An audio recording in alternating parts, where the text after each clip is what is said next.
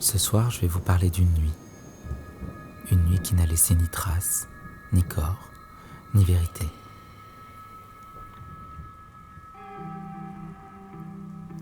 Nous sommes en 1996, dans une commune quelque part dans la campagne française. Le genre d'endroit où tout le monde se connaît, du moins, où chacun croit connaître les autres, jusqu'à ce que l'orage décide de tout recouvrir. On me dit qu'il drache dehors, dehors, dehors, dehors.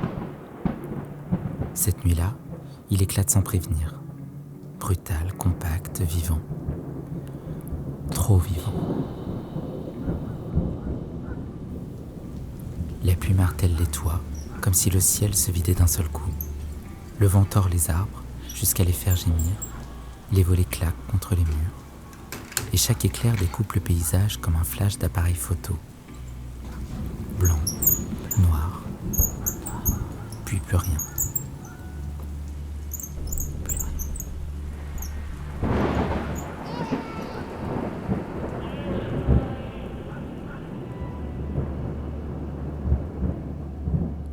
Il n'y aura pas d'autre personne que moi pour t'abîmer d'un si joli éclat. Au bout d'un chemin, une maison isolée. À l'étage, une chambre éclairée par intermittence. Un garçon de 17 ans est réveillé, assis sur son lit, comme s'il attendait quelque chose ou quelqu'un. Ses parents dorment au rez-de-chaussée. Ils n'entendront rien, parce que cette nuit, personne n'a rien entendu. Au matin, le garçon a disparu. La chambre est vide, le lit défait. Pas de lutte, pas de sang, pas d'effraction, pas de cri entendu, rien. Comme si la nuit l'avait avalé.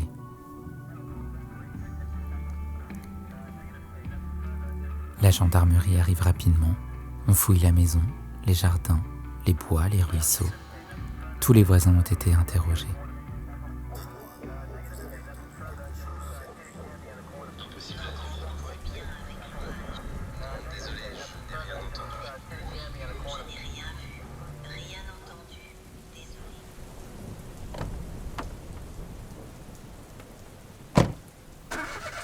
Toujours la même réponse. L'orage couvre tout. Les pas, les moteurs, les voix. Tous disent la même chose, sauf un homme. Il vit seul, à l'écart du village. C'est celui qu'on évite au marché, celui dont on parle à voix basse. Lui affirme avoir vu quelque chose, vers 2h du matin, au plus fort de la tempête. Une silhouette, traversant son jardin, rapide, courbée, mal assurée, comme si elle portait un poids. Mais personne ne le croit, parce qu'il est bizarre, parce qu'il a déjà raconté des choses impossibles, parce qu'il est plus simple de ne pas l'écouter. Alors, son témoignage est noté, classé, puis oublié.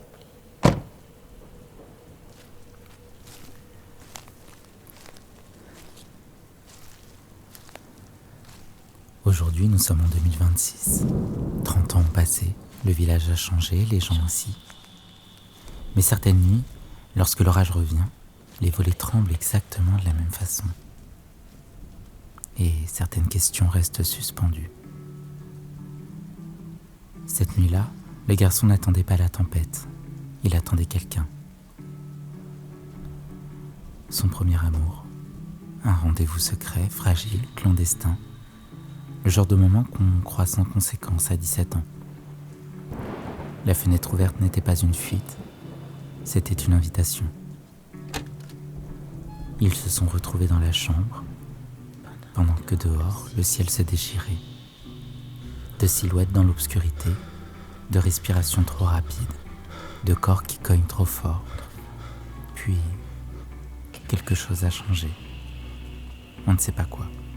Un mot mal compris, un geste de trop, une peur soudaine, une colère, ou peut-être un accident.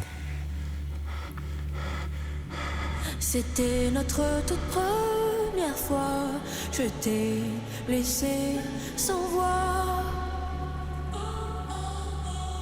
Tes bouts de chair sont par terre et sur moi. C'est sous la terre que ton boxer finira.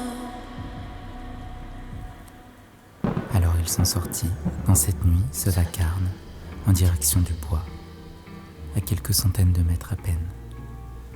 Un endroit où la terre est molle, profonde, silencieuse.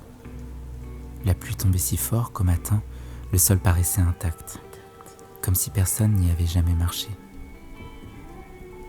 Le genre d'endroit qui avale facilement ce qu'on lui confie.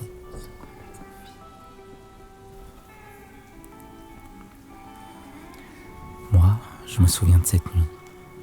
Je me souviens de l'odeur métallique de l'orage, de la pluie sur les feuilles, de la boue qui collait aux chaussures, du vent qui empêchait presque de respirer. Je me souviens aussi d'avoir eu froid, un froid qui venait pas du vent. Et je me souviens de cette silhouette que l'homme disait avoir vue traverser son jardin. Une forme courbée et hésitante. Je m'en souviens parce que cette silhouette, c'était moi.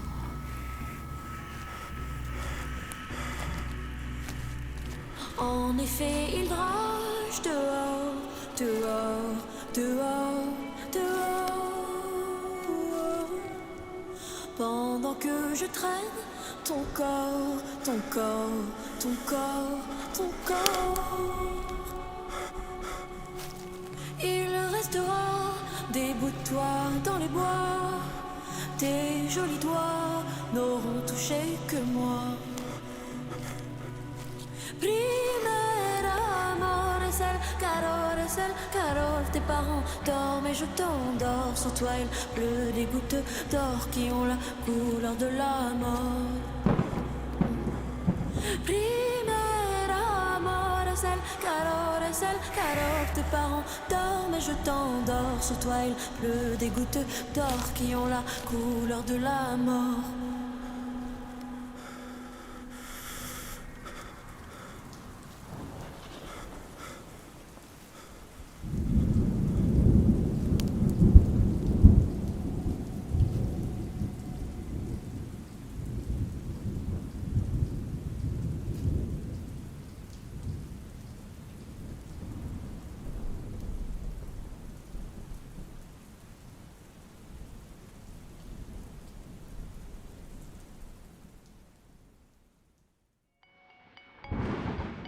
Vous êtes arrivé au bout de cette histoire. Avant de partir, laissez-moi vos impressions en commentaire. Ce podcast est produit de manière entièrement indépendante, sans promotion sur les réseaux sociaux. Si vous souhaitez m'aider à continuer à publier des épisodes, abonnez-vous à la chaîne et partagez vos épisodes préférés autour de vous. Et si vous avez le courage et l'envie de plonger dans vos souvenirs les plus cocasses, contactez-moi via l'adresse que vous trouverez dans la description de cette vidéo. Vous pourriez ainsi participer à un prochain épisode de Guéridon. Le podcast Guéridon est une création originale d'Elliot Gordon-Rix. Cet épisode a été produit, réalisé, monté et présenté par Elliot Gordon-Rix. Je vous donne rendez-vous dimanche prochain avec un nouvel invité. Et d'ici là, n'oubliez pas de